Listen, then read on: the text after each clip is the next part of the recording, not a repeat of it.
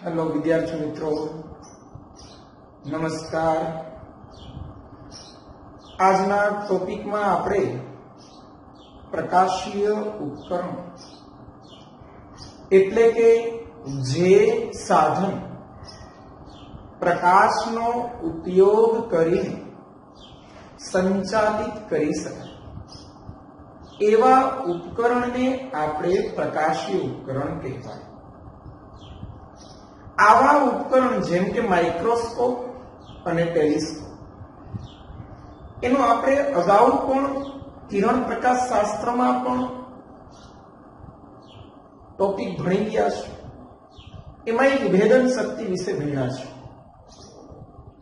अने अहींया फरी पाछुं आज टॉपिक रिपीट थाय छे, परंतु त्यां किरण प्रकाश शास्त्र थी विभेदन शक्ति भण्या ज्यारे अहीं तरंग प्रकाश शास्त्र थी विभेदन शक्ति भणशे। तो लेट्स स्टार्ट। आज नो टॉपिक शुरू करिए।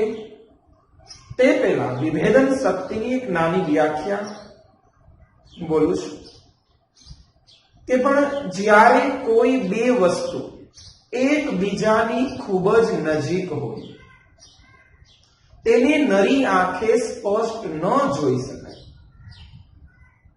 तो आवा किस्सामां वस्तुने स्पष्टपणे छूटी जोवा माटे जो वस्तु नानी अने नजीक हशे तो माइक्रोस्कोप नो उपयोग करशे, परंतु ज्यारे खूब ज दूर वस्तु होय तो एवा किस्सामां टेलिस्कोप नो उपयोग करशे।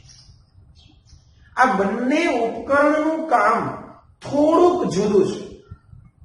बंनेनो उपयोग तो सेम छे भाई के स्पष्ट जोवा माटे। एक नानी वस्तु छे ज्यारे बीजी खूब ज मोटी वस्तु पण दूरना अंतरे छे, तो बे खूब ज नजीक रहेली वस्तुने स्पष्टपणे छूटा पाडवानी उपकरणनी शक्तिने तेनी विभेदन शक्ति कहेवाय। रिजोल्व करवुं मतलब छूटुं पाडवुं।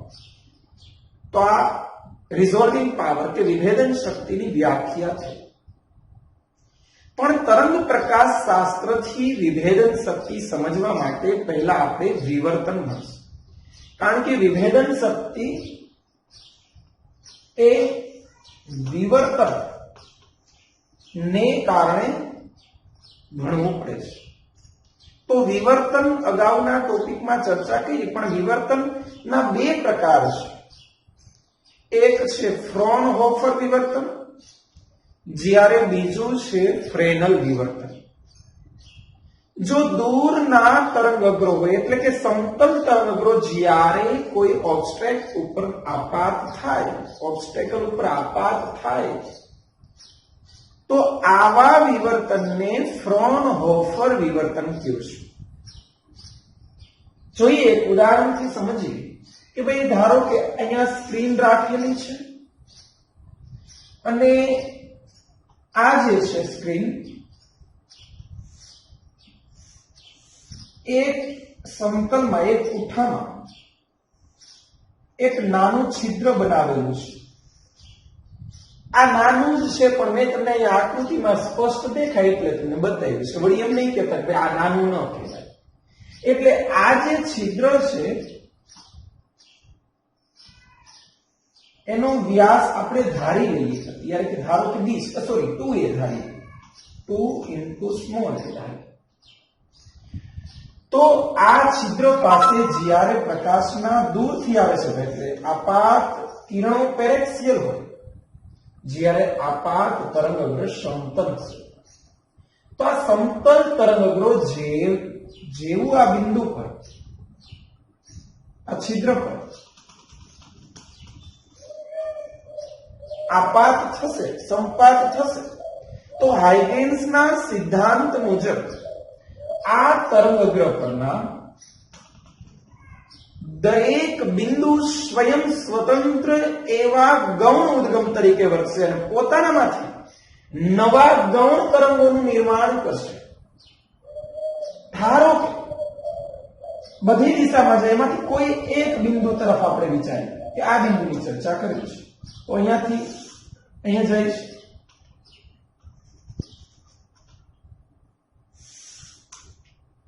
આવી રીતે બધી જ દિશામાં જાય એમાંનું આપણે આ એક બિંદુ પસંદ કરીએ. હવે આ જ કેમ પસંદ કર્યું? તો એનું કારણ તમને ખબર છે કે ભાઈ પડદા પરનું જે મધ્ય બિંદુ છે અહીંયા પહોંચતા દરેક તરંગનો કળા તફાવત અને પથ તફાવત શૂન્ય હોય. જ્યાં તીવ્રતા મહત્તમ હોય, જે વિવર્તન આપણે આના પહેલાના લેક્ચરમાં ભણી ગયા છે. એટલે આ મધ્યસ્થ અધિકતમ છે, જ્યાં તીવ્રતા સૌથી વધુ હશે. મધ્યસ્થ અધિકતમ. ત્યારબાદ તીવ્રતામાં ઘટાડો થતો જશે. એટલે આ જે બિંદુ છે અહીંયા તીવ્રતા મેક્સિમમ હશે અને ઘટના આવી કંઈક બનશે કે ભાઈ આ બિંદુ સૌથી વધુ,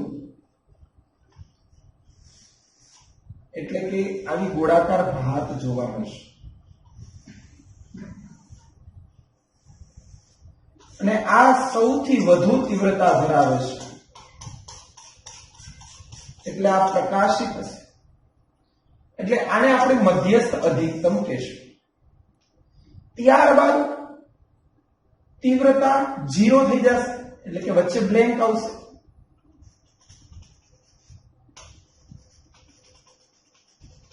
એટલે કે આ અપ્રકાશિત છે.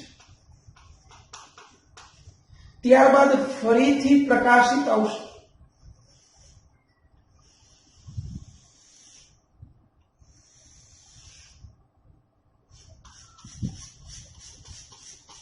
આ પ્રકાશિત છે. અહીં આપણે રફ આકૃતિ બતાવેલી છે, તો થોડો વ્યવસ્થિત અભ્યાસ કરજો. હું તમને કહેવા માંગુ છું કે આ મધ્યસ્થ અધિકતમ જેની તીવ્રતા સંપૂર્ણ, આ જે છે સંપૂર્ણ ભરાયેલું છે. એટલે આ જે વચ્ચેનું વિસ્તાર છે, જે વર્તુળાકાર, એને આપણે આઇરિસ ડિસ્ક કહીશું. તો યાદ રાખજો કે મધ્યસ્થ અધિકતમ પાસે જે ગોળાકાર ભાત મળે, અને હું સ્પષ્ટ કહું છું કે ગોળાકાર આકાર છે, વર્તુળાકાર છે, તો આ જે છે એને આઇરિસ ડિસ્ક કહીશું, જેની તીવ્રતા મેક્સિમમ હશે. ત્યારબાદ અનુક્રમે આવતી પ્રકાશિત અને અપ્રકાશિત જે રિંગ મળે છે, આ બધી રિંગ છે, આ પણ રિંગ અને આ પણ રિંગ, એને આપણે આઇરિસ રિંગ તરીકે ઓળખશું. વચ્ચે છે એને ડિસ્ક કહેશું, અને ત્યારબાદ અનુક્રમે પ્રકાશિત અને અપ્રકાશિત છે એને આપણે રિંગ કહેશું. તો આ આઇરિસ ડિસ્ક છે એની મારે ત્રિજ્યા શોધવી છે. તો આ શોધવા માટે હું એક બીજી આકૃતિથી સમજાવું કે ભાઈ અહીંયા ધારી લઈ કે થીટા છે, કે થીટા કોણે વિવર્તન થઈને જાય છે. તો વિવર્તન કોણ થીટા કેટલો રાખવો જોઈએ? ઓછામાં ઓછો, જેથી કરીને તમને પ્રતિબિંબ સ્પષ્ટ દેખાય. પ્રશ્ન આ છે. તો આ થીટા મિનિમમ નું મૂલ્ય કેટલું રાખવું જોઈએ? આનો એક ક્રાઇટેરિયા આપ્યો રેલે નામના વૈજ્ઞાનિક, જેને આપણે કહીશું રેલેનું પ્રમાણ. તો વિદ્યાર્થી મિત્રો, રેલે એક એવા લઘુત્તમ કોણની ચર્ચા કરી કે ઓછામાં ઓછો એટલો કોણ તો હોવો જ જોઈએ, તો જ પ્રતિબિંબ સ્પષ્ટ દેખાય, નહીતર નહીં દેખાય, નહીતર એકબીજામાં ભળી ગયેલા દેખાશે. એટલે કે જો theta greater than theta minimum હોય તો તમને સ્પષ્ટ છૂટા દેખાશે. જો theta equal to theta minimum હોય તો એને આપણે કહીશું જસ્ટ છૂટા દેખાય. એટલે કે બસ ડેડલાઈન આવી ગઈ છે. પરંતુ જો theta less than theta minimum હોય તો આવા કિસ્સામાં ઓવરલેપિંગ થશે ભાઈ, એટલે કે એકબીજામાં ભળી ગયેલા દેખાશે. તો આ રેલેનું પ્રમાણ છે. તો હવે મારે થીટા મિનિમમ શોધવો છે. શું રેલે વાત કરી? તો હવે આપણે ભણીએ. તો પેલા આ આકૃતિને ખાલી સરળતા ખાતર આઇરિસ ડિસ્ક અને આઇરિસ રિંગ સમજાવવા માટે દોરેલી છે. આ ફ્રોનહોફર વિવર્તનની વાત આવે છે. તો હવે ચાલુ કરીએ આપણે કે ભાઈ ટેલિસ્કોપ, કારણ કે ટેલિસ્કોપ આપણે ભણશું, મેં ફ્રોનહોફર વિવર્તન ભણ્યું, એટલે કે વસ્તુ દૂર છે તો દૂરથી આવતા તરંગગ્રોહમાં જે વિવર્તન અનુભવાય ત્યારે ફ્રોનહોફર વિવર્તન થાય. અહીંયા ફ્રોનહોફર વિવર્તન છે એટલે વસ્તુ દૂર છે, દૂરની વસ્તુ જોવા માટે વપરાય એ ઉપકરણને આપણે ટેલિસ્કોપ કહેતા હોય.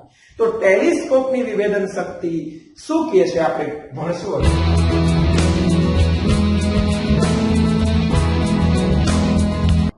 તો આ વિભેદન શક્તિ જે છે એ વિવર્તનને કારણે મળે છે. તો યાદ રાખવું વિદ્યાર્થી મિત્રો કે માઇક્રોસ્કોપ કે ટેલિસ્કોપ જે પણ ઉપકરણ હોય એની વિભેદન શક્તિનો આધાર વિવર્તન પર રહેલો છે. અને આ વિવર્તન જે છે એ તમે જાણો છો કે વિવર્તન એ લેમ્બડા અપોન સ્મોલ ડી પર આધાર રાખે છે. આનો અર્થ એવો થયો કે સ્લિટની પહોળાઈ, જેને મેં અહીંયા 2a લખ્યું છે, સ્લિટની પહોળાઈ 2a લઈએ તો d ના સ્થાને 2a આવે. એટલે કે વિભેદન શક્તિ પણ આ બે બાબત પર ઉપર આધાર રાખતો હોવો જોઈએ, લેમ્બડા અને a, અથવા લેમ્બડા અને d, અથવા લેમ્બડા અને 2. હું અહીંયા પહોળાઈ જે છે જેને આપણે વ્યાસ તરીકે લીધો છે ને હું 2a અત્યારે લખીશ. તમે જોઈ શકો કે ભાઈ મેં જે અહીંયા સ્લિટ બતાવી છે સ્લિટ રેખીય નથી. અહીંયા બિંદુવત એટલે કે કોઈ છિદ્ર બતાવેલું છે, એટલે કે વર્તુળાકાર અડચણ છે. તો જેવી અડચણ હોય ભાઈ એવું સામે પ્રતિબિંબ, એવી ભાત મળે, એવા તરંગગ્રહ નીકળે. જો રેખીય ઉદ્ગમ હોત તો હું અહીંયા નળાકાર તરંગગ્રહની વાત કરું, પણ જે અડચણ છે એ ગોળાકાર છે, એટલા માટે અહીંયાથી નીકળતા તરંગગ્રહનો આકાર પણ ગોળાકાર હોય. એટલા માટે અહીંયા મધ્ય સ્થાને મધ્ય અધિકતમ રચાશે, જેની તીવ્રતા વધુ હશે એને આપણે આઇરિસ ડિસ્ક કહેશું. ત્યારબાદ આવતી ક્રમિક અપ્રકાશિત, વળી પાછું પ્રકાશિત, આ આખું જે વચ્ચે છે ને ભાઈ એને તમે અપ્રકાશિત ગણજો, બ્લેન્ક છે, સાવ કઈ છે જ નહીં વચ્ચે. તો આ અપ્રકાશિત વળી પાછું પ્રકાશિત, પરંતુ આ પ્રકાશિત ની તીવ્રતા આના કરતા હંમેશા ઓછી હશે, એટલે કે ક્રમિક તીવ્રતામાં ઘટાડો થતો જશે. તો આ રીતે આપણે હવે વાત કરીએ કે ભાઈ આ થીટા કેટલો હોવો જોઈએ લઘુત્તમ.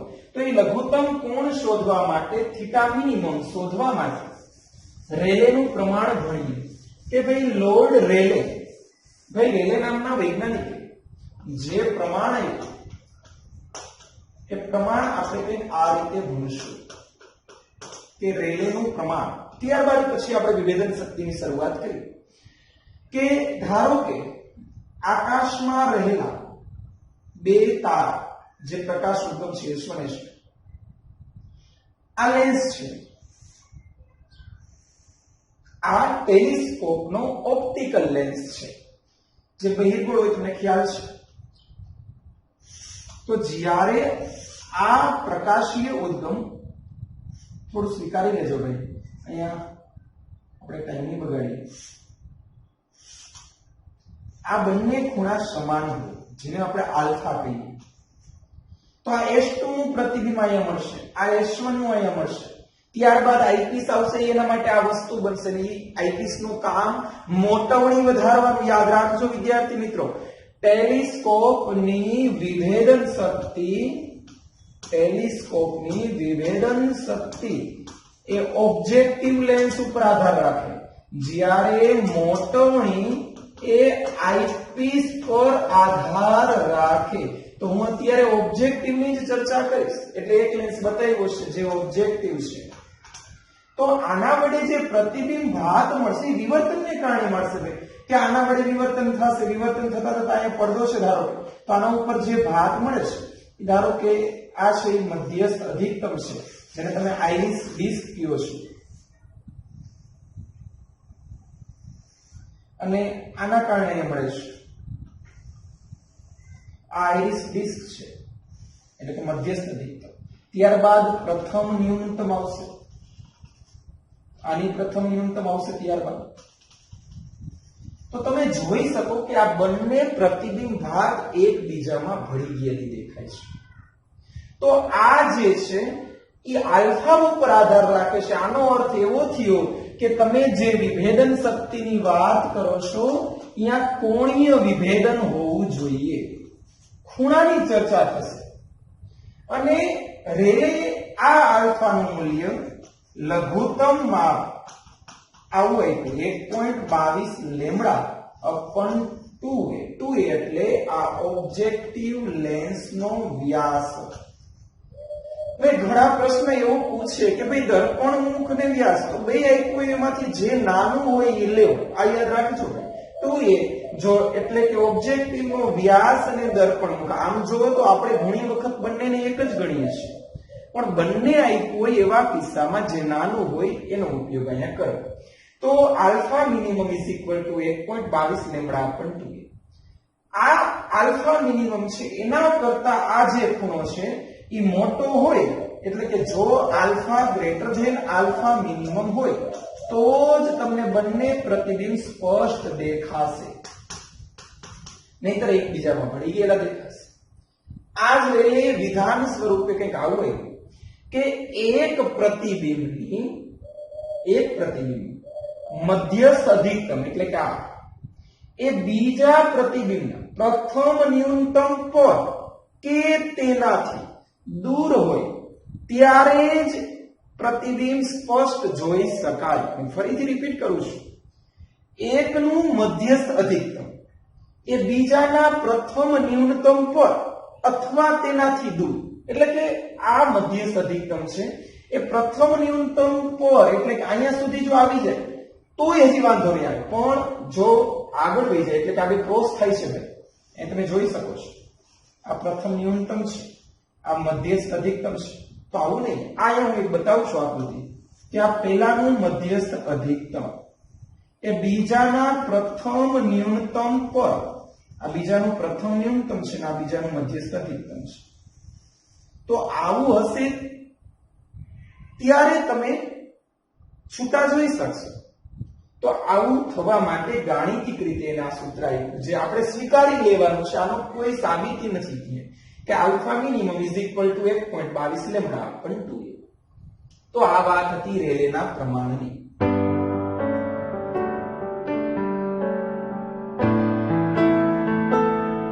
તો હવે આપણે ટેલિસ્કોપના વિભેદન શક્તિની ચર્ચા કરીએ. ઓબ્જેક્ટિવ લેન્સ કે જેનો વ્યાસ 2a છે, ઓબ્જેક્ટિવ થી પડદાનું અંતર કેપિટલ D છે, વિવર્તન કોણ થીટા છે, અહીંયા જે ભાત રચે છે મધ્યસ્થ અધિકતમ બતાવ્યું છે, ત્યારબાદ ક્રમિક અપ્રકાશિત બતાવ્યું છે, વળી પ્રકાશિત બતાવ્યું છે. આ મધ્યસ્થ અધિકતમની રેખીય પહોળાઈને મેં એરો વડે દર્શાવેલો છે. આ શોધવું છે ભાઈ મારે. તો મેં વિચાર્યું કે ભાઈ આ શોધવા માટે તો આપણી પાસે ચાપ કહેવાય, ચાપ ઇઝ ઇક્વલ ટુ ખૂણો ઇન્ટુ ત્રિજ્યા કહેવાય D ઇન્ટુ થીટા. તો આ મધ્યસ્થ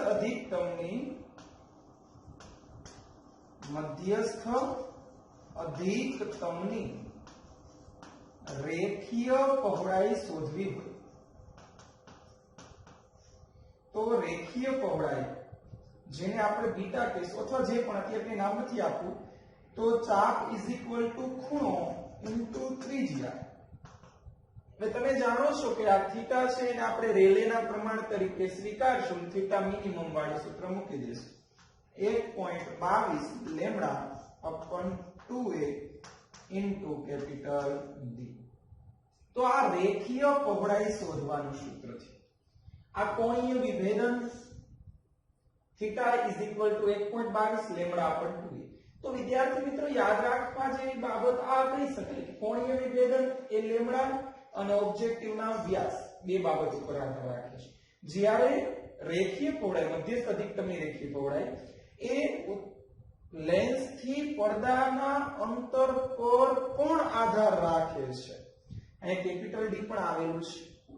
હવે ખાલી થોડીક વાર માટે એવું વિચારીએ કે ભાઈ ટેલિસ્કોપમાં તો અવકાશમાં રહેલા કોઈ પદાર્થનું અવલોકન કરવાનું છે એટલે કે અનંત અંતરે વસ્તુ છે.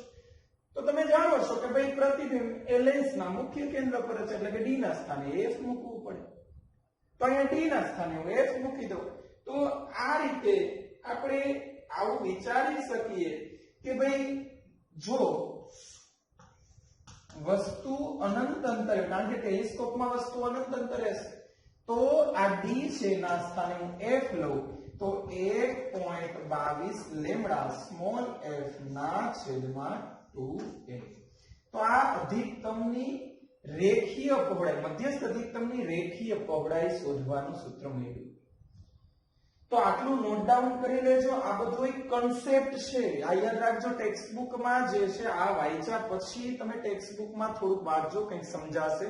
થોડો ટોપિક અઘરો છે, બહુ કન્ટેન્ટફુલ માહિતી છે. વ્યવસ્થિત રીડિંગ કરી નાખજો, વ્યવસ્થિત લખી નાખજો. હું ફરીથી રિપીટ કરું છું કે હવે તમને ખ્યાલ હોવો જોઈએ કે ટેલિસ્કોપ માટે ઓબ્જેક્ટિવ કેમ મોટો પસંદ કરવામાં આવે છે ભાઈ. આ કેમ મોટો પસંદ કરવામાં આવે છે? તો ઓબ્જેક્ટિવ વધારવાથી વિભેદન શક્તિ વધે, એટલા માટે.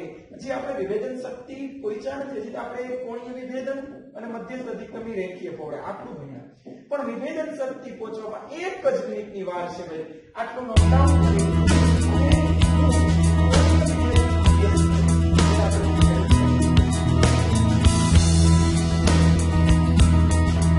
હવે અહીંયા થોડોક ડાઉટફુલ જેવો મુદ્દો આવશે કે મધ્યસ્થ અધિકતમની રેખીય પહોળાઈનું સૂત્ર અહીં દેખાય છે તમને કે ભાઈ ગાણિતિક રીતે તો આ મળે છે, પરંતુ એને મધ્યસ્થ અધિકતમાં જે છે આઇરિસ ડિસ્ક એની ત્રિજ્યા તરીકે આ લોકો સ્વીકારે છે. એટલે r0 આપણે જાણીએ છીએ કે આ જે છે એને ત્રિજ્યાનો કહેવાય અને વ્યાસ કહેવાય. છતાંય આપણે r0 નું સૂત્ર પણ આ જ સ્વીકારશું. એટલે કે ડિસ્કની ત્રિજ્યા, આઇરિસ ડિસ્કની ત્રિજ્યા r0 is equal to 1.22 lambda small f ના છેદમાં 2a. તો આ હતું આપણા ટેલિસ્કોપ માટેની માહિતી. હવે હું વાત કરતો હતો કે વિભેદન શક્તિ. તો આ વિભેદન શક્તિ જે છે, આ વિભેદન શક્તિ માટે કોણીય વિભેદન જે મળ્યું તમને, વિભેદન શક્તિને આપણે રિઝોલ્વિંગ પાવર, જેને શોર્ટમાં હું આરપી કહીશ, તો rp is equal to 1 delta theta. એટલે કે આ કોણીય વિભેદન. તો ડેલ્ટા થીટા નો વ્યસ્ત કરી નાખો ભાઈ, 2a અપન 1.22 લેમ્ડા. તો આ વિભેદન શક્તિનું સૂત્ર તમને જોવા મળ્યું. તો સ્પષ્ટ દેખાય છે કે ભાઈ રિઝોલ્વિંગ પાવર એના સમપ્રમાણમાં છે ભાઈ. ઉપર અંશમાં 2a આવ્યું, 2a આવ્યું એટલે કે ઓબ્જેક્ટિવના વ્યાસના સમપ્રમાણમાં. તો હવે તમારો જવાબ મળ્યો કે ભાઈ ટેલિસ્કોપ માટે ઓબ્જેક્ટિવ કેમ મોટો પસંદ કરવામાં આવે છે. તો ઓબ્જેક્ટિવના લેન્સનો વ્યાસ વધે તો આરપી વધે, રિઝોલ્વિંગ પાવર વધે. અને લેમ્ડાના પાછા વ્યસ્ત પ્રમાણમાં છે. યાદ રાખવા જેવું મુદ્દો, 1 લેમ્ડા. લેમ્ડા એટલે કે રંગ બદલાશે, વિભેદન શક્તિ બદલાશે. તો કેવો પ્રકાશ ઉપયોગમાં લેવો જોઈએ ભાઈ વિભેદન શક્તિ વધારે રાખવા માટે? તો શક્ય હોય એટલી નાની તરંગ લંબાઈ, એટલે કે જાંબલી રંગનો ઉપયોગ કરવો વધારે સહેલો પડશે. પણ જ્યારે તમને કોઈ પ્રકાશની તરંગ લંબાઈ ન્યુમેરિકલમાં ન આપી હોય તો સરેરાશ પ્રકાશનો રંગ પીળો પસંદ કરવો. એટલે કે પીળા રંગની તરંગ લંબાઈ 6000 એંગસ્ટ્રોમ લઈ લેવી. તો આ યાદ રાખજો. તો આ હતું આપણું વિભેદન શક્તિ. ટેલિસ્કોપની વિભેદન શક્તિ અહીંયા પૂરી થઈ છે. હવે બીજું ઉપકરણ આપણે ભણશું. એવું ઉપકરણ ભાઈ કે નાની નાની વસ્તુ, ભાઈ હીરો, એકદમ સૂક્ષ્મ વસ્તુ, જેને નરી આંખે બે વસ્તુ, ધારો કે બે નાના નાના રાઈના દાણા, એને હાથમાં હથેળીમાં લ્યો અને તમને બે નાના દાણા હોય આટલે અંતરે રાખ્યા હોય, અને પછી તમને કહેવામાં આવે કે ભાઈ આ તમને સ્પષ્ટ દેખાય? તો કે ભાઈ નથી દેખાતા. તો આવી નાની, ખૂબ જ નાની વસ્તુ. હવે પહેલા તો એ નાની વસ્તુ છે એટલે નથી દેખાતું. આનો અર્થ એવો થયો કે માઇક્રોસ્કોપને જરૂર છે ભાઈ નાની વસ્તુનું મોટું વિવર્ધન કરવું, મોટવણી માટે. જ્યારે અહીંયા ટેલિસ્કોપમાં ઓલરેડી વસ્તુ મોટી જ હતી પણ દૂર હતી એટલે તમને એ નાની દેખાય છે ને એકબીજામાં ભળી ગયેલી દેખાય છે. એટલે યાદ રાખવાનો મુદ્દો કે ટેલિસ્કોપમાં હંમેશા વિભેદન શક્તિ હોય. ટેલિસ્કોપનું કામ વિભેદન કરવાનું, જ્યારે માઇક્રોસ્કોપનું કામ મોટવણી વધારવાનું. આ ખૂબ જ યાદ રાખવા જેવી બાબત. બંને વચ્ચે માત્ર આટલો ડિફરન્સ કે ટેલિસ્કોપ એ વિભેદન કરે, છૂટું પાડવાની ક્ષમતા એનામાં વધારે હોય, જ્યારે માઇક્રોસ્કોપમાં મોટવણી મોટી એટલે કે વિવર્ધિત કરવાનું કામ વધારે કરે. કારણ કે નાની વસ્તુ છે એટલે પેલા મોટી કરવી જોશે, જે સ્પષ્ટ તમને દેખાય. તો આટલું નોટ ડાઉન કરી લ્યો ભાઈ, આ વિભેદન શક્તિ શોધવાનું સૂત્ર.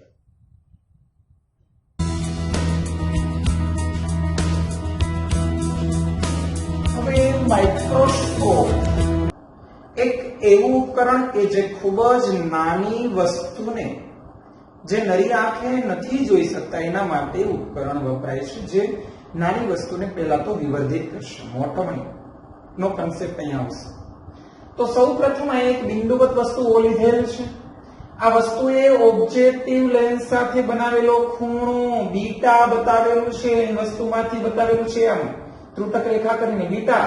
તો ત્રિકોણમિતિ વાપરી લઈ ભાઈ, કદાચ બીટા કામ આવે કે નહીં, તો કે tan બીટા કયો ખૂણો નાનો છે એટલે tan બીટા sin બીટા જે કેવું હોય. આ અંતર મને નથી ખબર એટલે હું tan બીટા લઉં છું. સામેની બાજુ એટલે આખા લેન્સનું આડું. તો આખા લેન્સનો વ્યાસ d છે તો આ d/2. આ અંતરને આપણે u કહીએ છીએ. તો tan beta is equal two સામેની બાજુ d/2 પાસેની બાજુ u d/2u. u ના સ્થાને જો f વિચારીએ તો, કારણ કે અહીંયા મુખ્ય કેન્દ્રની ખૂબ જ નજીક વસ્તુ રાખવામાં આવેલી છે એટલે u ના સ્થાને f લઈએ તો 2 tan બીટા સમીકરણ 1 મેળવ્યું. હવે આ જે છે આપણે અંતર આની વાત કરવી છે, કારણ કે રેલેનું પ્રમાણ જે છે એ મધ્યસ્થ, બે મધ્યસ્થ અધિકતમ અથવા એકના મધ્યસ્થ અધિકતમ એ બીજાના પ્રથમ ન્યૂનતમ પર કે તેનાથી દૂર રહેવું જોઈએ, આવું હતું. તો હવે મારે આ જે છે એ શોધવું છે, આ એટલે મધ્યસ્થ અધિકતમની પહોળાઈ. તો મેં લખ્યું કે ભાઈ જો બે પ્રતિબિંબ વચ્ચેનું અંતર, બે પ્રતિબિંબ વચ્ચેનું અંતર એટલે કે એકનું પ્રતિબિંબ અહીંયા રચાય છે, બીજાનું પ્રતિબિંબ અહીંયા છે, તો બે પ્રતિબિંબ વચ્ચેનું અંતર અહીંયા આ ગણી શકીએ. તો આનું મૂલ્ય જો d મિનિમમ કરતા ઓછું આવે એટલે કે આ જે છે d મિનિમમ કરતા ઓછું હોય તો તમને બે ને બદલે એક જ પ્રતિબિંબ દેખાશે. તો આ લઘુત્તમ અંતરની વાત થઈ. તો હવે મારે આ d મિનિમમ શું છે એની વાત કરવી છે. તો પ્રતિબિંબ આપણે આ ચાપ છે, ચાપ બરાબર ખૂણો ઇન્ટુ ત્રિજ્યા b ઇન્ટુ થીટા. તો અહીંયાથી શરૂઆત કરીએ તો આ જે છે એમાં અહીંયા લખીએ કે ભાઈ હવે બે પ્રતિબિંબ વચ્ચેનું અંતર d is equal to v into theta. Theta ના સ્થાને આપણે સૂત્ર મૂકી દઈએ 1.22 લેમ્ડા upon 2a, અથવા અહીંયા મેં 2a ના સ્થાને d લીધું છે તો આપણે કેપિટલ D લખીએ into v ના v. તો આ તમને મળ્યું સમીકરણ 1. આ બે પ્રતિબિંબ વચ્ચેનું લઘુત્તમ અંતર શોધવાનું સૂત્ર છે. હવે મારે બે વસ્તુને એકબીજાની કેટલી ક્લોઝ રાખવી જોઈએ જેથી કરીને સ્પષ્ટ દેખાય, એટલે બે વસ્તુ વચ્ચેનું લઘુત્તમ અંતર શોધવું છે. તો એની ચર્ચા કરતા પહેલા અહીંયા જ્યાં સૂત્ર સીધું યાદ રાખી લેશો કે ભાઈ d બરાબર v into થીટા છે, અહીંયા v ના સ્થાને u આવશે, u into થીટા આવશે. તો કરીએ ગણતરીની શરૂઆત કે ભાઈ આ જે છે કે બે વસ્તુ વચ્ચેનું લઘુત્તમ અંતર શોધવા માટે હું અહીંયા લખી નાખું કે ભાઈ બે વસ્તુ વચ્ચેનું ઓછામાં ઓછું અંતર અથવા બે વસ્તુ વચ્ચેનું લઘુત્તમ અંતર. તો આ જ રીતે નામે d મિનિમમ જ આપશે પણ v into થીટા એના સ્થાને u into થીટા મૂકીએ.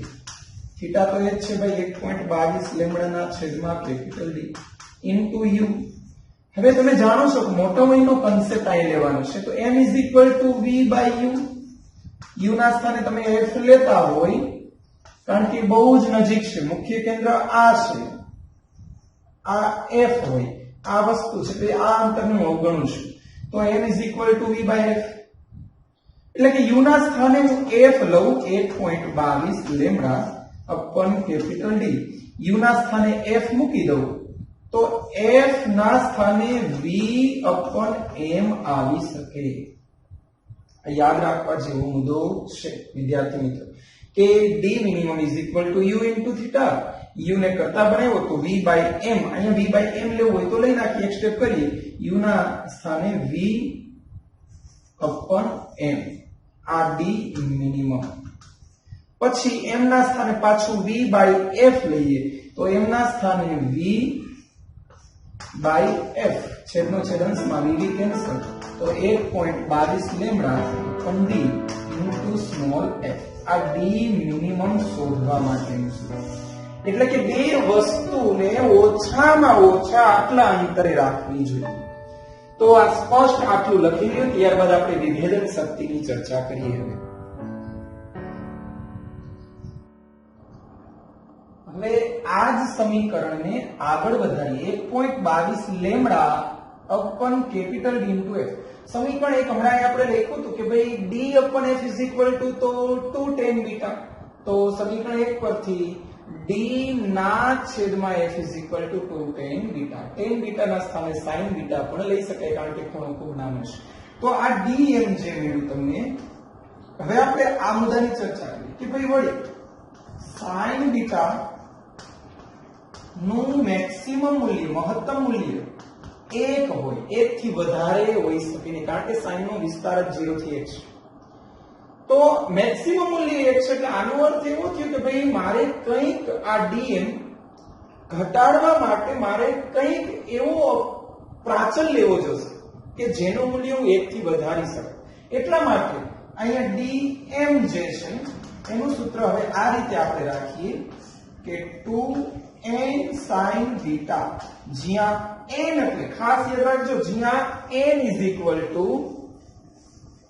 ઓબ્જેક્ટ એટલે કે આ વસ્તુ અને ઓબ્જેક્ટિવ લેન્સ વચ્ચે જે માધ્યમ છે એ માધ્યમ નો વક્રીભવનાંક. હવા હોય તો n is equal to 1 લેવું, કાચમાં જો n is equal to 1.5. પણ પ્રાયોગિક રીતે માઇક્રોસ્કોપમાં ઓબ્જેક્ટ અને ઓબ્જેક્ટિવ વચ્ચે ઓઇલ મૂકવામાં આવે છે. ઓઇલ ઇમર્ઝન ટેકનિક જેને કહેવાય ભાઈ કે ભાઈ આ ઓઇલ મૂકવાથી n નું મૂલ્ય વધશે, dm ઘટશે. dm ઘટશે એટલે વિભેદન શક્તિ વધશે.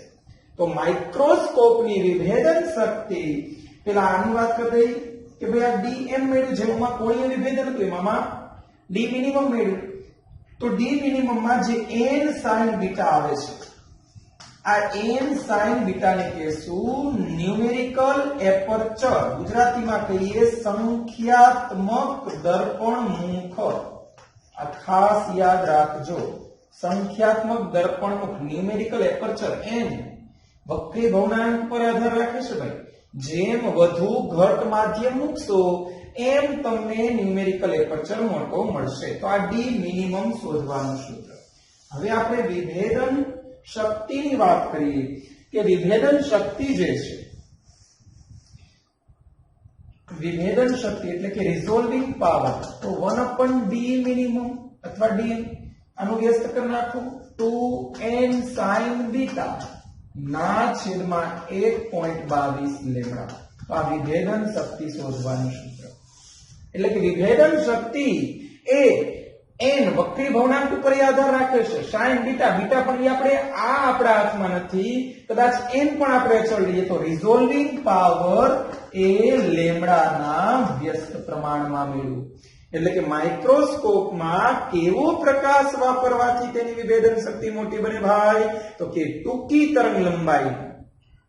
તો આ સાથે આપણે આજનો લેક્ચર પૂરો કરીએ. આ માઇક્રોસ્કોપ અને ટેલિસ્કોપની વિભેદન શક્તિનો લેક્ચર હતો. કાલે આપણે છેલ્લો લેક્ચર થિયરીનો રહેશે. નેક્સ્ટ લેક્ચરમાં આપણે ધ્રુવીભવન વિશે ભણશું. તો આટલું નોટ ડાઉન કરી લ્યો સરસ મજાનું, અને 2 વખત લખશો ત્યારે યાદ રહેશે. આ થિયરી 3 અને 4 માર્ક માટે મોસ્ટ આવી છે બંને થિયરી. તો આ સાથે આપણે લેક્ચર પૂરો કરીએ. તો મિત્રો આપણી ચેનલ માં 185 સમથિંગ સબસ્ક્રાઇબર થઈ ગયા છે. 200 ની ખૂબ જ નજીક પહોંચી ગયા છે. તો વધુ ને વધુ લાઈક, શેર અને સબસ્ક્રાઇબ કરો.